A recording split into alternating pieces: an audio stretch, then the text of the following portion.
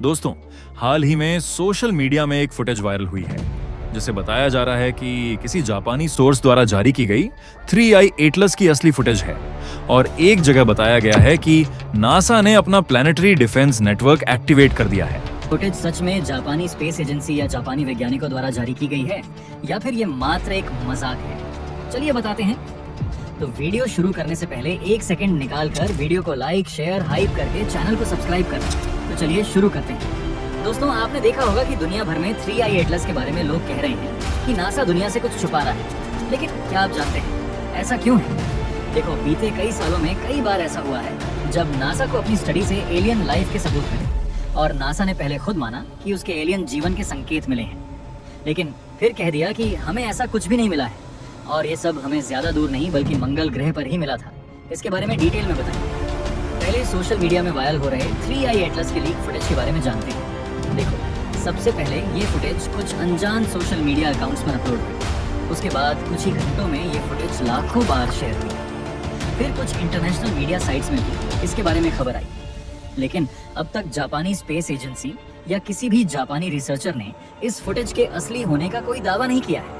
और अगर आप इस फुटेज को देखें तो ये नकली ही लगती है, क्योंकि 3i एटलस हमसे लगभग 30 करोड़ किलोमीटर दूर है और इस फुटेज में ऐसा लग रहा है जैसे कि ये वीडियो बहुत करीब से ली गई हो और कई फ्रेम्स में लाइट रिफ्लेक्शन और CGI ब्लेंडिंग आर्टिफैक्ट्स दिखते हैं जो संकेत देते हैं कि वीडियो कंप्यूटर जनरेटेड हो सकती है।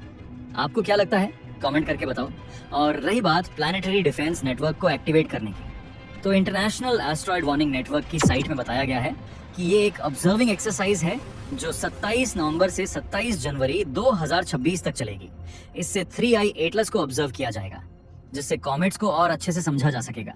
इसे ही बताया जा रहा है कि नासा ने प्लैनेटरी डिफेंस नेटवर्क को एक्टिवेट कर दिया है।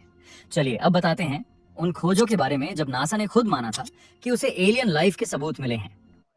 15 अगस्त 2025 को नासा की क्यूरियोसिटी रोवर ने मंगल के गेडीज वैली रिज में एक तस्वीर ली। अब आपको देखने में ये एक नॉर्मल तस्वीर लगेगी, लेकिन असल में ये है मार्स पर लाखों करोड़ों साल पहले रहने वाले डायनासोर्स के फॉसिल बन चुके अंडे। और इससे कुछ समय पहले नासा के ही परसिवियरेंस रोवर ने इस इमेज को कैप्चर किया, जिसे कहा गया कि ये मार्स पर लाखों साल पहले पाई जाने वाली स्पाइडर के फॉसिल बन चुके अंडे हैं। ये दोनों तस्वीरें इंटरनेट पर पूरी दुनिया में वायरल हुई और दुनिया भर में एक बार फिर से चर्चा शुरू हो गई कि मंगल ग्रह पर कभी जीवन था और वहां कभी एडवांस सभ्यता भी रहती रही होगी। ये चर्चाएं इसलिए शुरू हुई कि समय समय पर मंगल ग्रह से आई तस्वीरों में कुछ ऐसा दिखाई देता रहा है जो इस तरफ इशारा करता है कि मंगल ग्रह पर जीवन मौजूद रहा होगा या आज भी मंगल ग्रह की जमीन के नीचे मौजूद है। उन सब के बारे में आपको बताएंगे। पहले इन दो तस्वीरों के बारे में बताते हैं। अब दोस्तों, जब ये तस्वीरें वायरल होने लगी और एक बार फिर मंगल ग्रह पर जीवन की चर्चा शुरू हुई तो नासा को सामने आना पड़ा और नासा ने एक बार फिर से वही जवाब दिया जो वो हर बार देता है। नासा ने कहा कि ये दोनों संरचनाएं मंगल ग्रह के मौसम के कारण हुए इरोजन से बनी हैं और ये कोई फॉसिल हो चुके अंडे नहीं हैं। दोस्तों, लेकिन नासा के ही इन रोवर्स ने जब इन चट्टानों की स्टडी की और उसमें जो मिला उससे ये पता चला कि ये चट्टानें कोई इरोजन से नहीं बने हैं, बल्कि ये सच में फॉसिल बन चुके एग्स हैं। अब देखो, जब से इंसानों में मंगल ग्रह को देखा है तब से हमारा ये मानना था कि वहाँ पानी भी होगा और अगर पानी है तो वहाँ जीवन भी जरूर होगा। यही जानने के लिए फिर हम इंसानों ने वहाँ मिशन भेजने शुरू किए और हमें वहाँ पानी, नदियों और समुद्र के होने के सबूत भी मिले। पर अब बारी थी ये पता लगाने की कि क्या मंगल पर कभी जीवन मौजूद था? अगर था तो क्या वो हमसे ज्यादा एडवांस थे या फिर कुछ और अब हमारे पास मंगल पर कैमरे और ऐसे एडवांस तकनीक है जो मंगल के जमीन के नीचे देख सकती है और वहाँ की चट्टानों को पिघलाकर ये पता लगा सकते हैं कि वो किस चीज से बना हुआ है। अब जब 15 अगस्त 2025 को नासा के क्यूरियोसिटी रोवर ने मंगल के माउंट शार्प पर चढ़ते हुए इन चट्टानों को देखा जो देखने में बिल्कुल डायनासोर के फॉसिलाइज्ड एग्स की तरह ही दिख रहा था, तो इसे देखने के बाद रोवर का पहला काम था कि इस पर टेस्ट किया जाए जिससे ये पता चले कि ये सच में चट्टान है या कोई फॉसिल है। तो सबसे पहले रोवर ने उस पर लगे हाई रेजोल्यूशन कैमरे मास्ट कैम से इसकी तस्वीरें ली और आप देख सकते हैं कि इस तस्वीर में ये संरचनाएं आसपास की जमीन से बिल्कुल अलग लग रही हैं। ये सफेद रंग की दिख रही थी और बाकी जमीन लाल रंग की। अब आप यहाँ पृथ्वी पर पाए जाने वाले डायनासोर के फॉसिल एग्स की इस इमेज से मार्स की इमेज को कंपेयर करो। आप देखेंगे कि ये दोनों तस्वीरें काफी मिलती जुलती हैं। अब बारी थी रोवर के कैम का उपयोग करने की। ये क्यूरियोसिटी रोवर एक ऐसा इंस्ट्रूमेंट है जो एक पावरफुल लेजर का उपयोग करके चट्टानों को वेपराइज करके उससे बने प्लाज्मा को स्टडी करके उसके केमिकल कॉम्पोजिशन का पता लगाता है। इसे ही कहा जाता है लिब्स।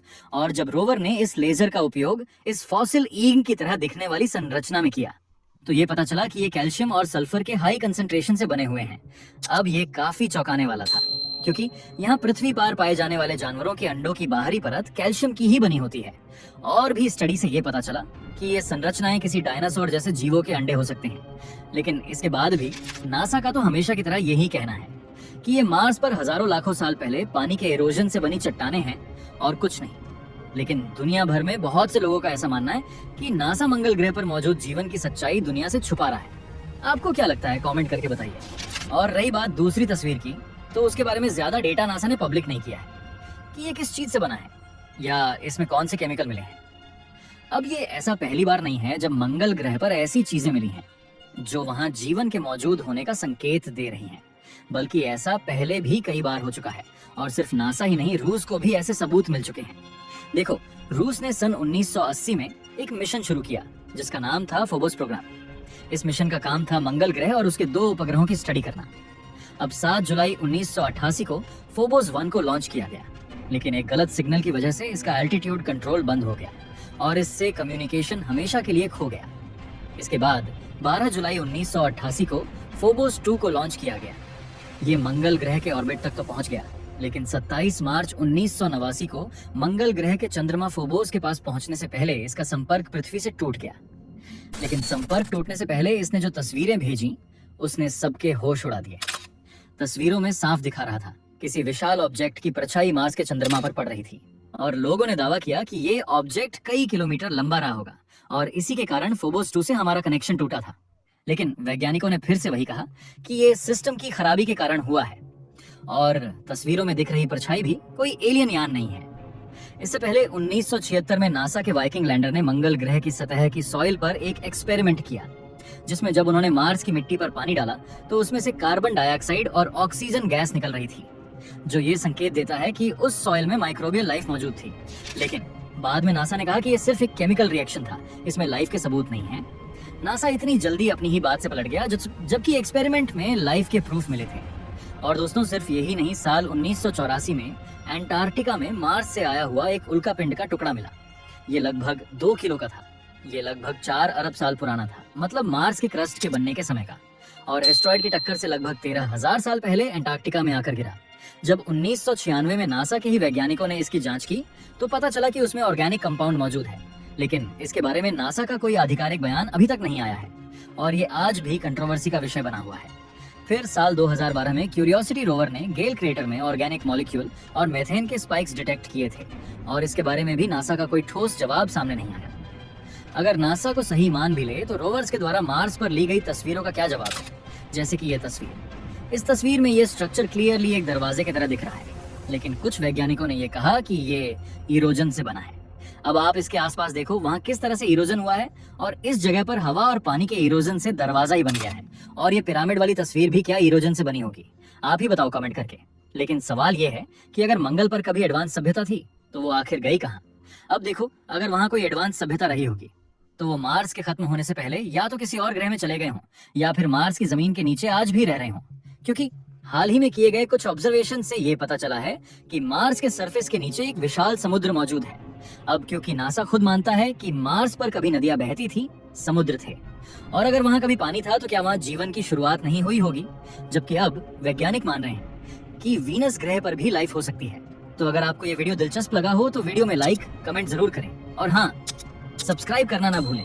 तो मिलते हैं अगली वीडियो में एक और नई खोज, एक और अद्भुत जानकारी के साथ।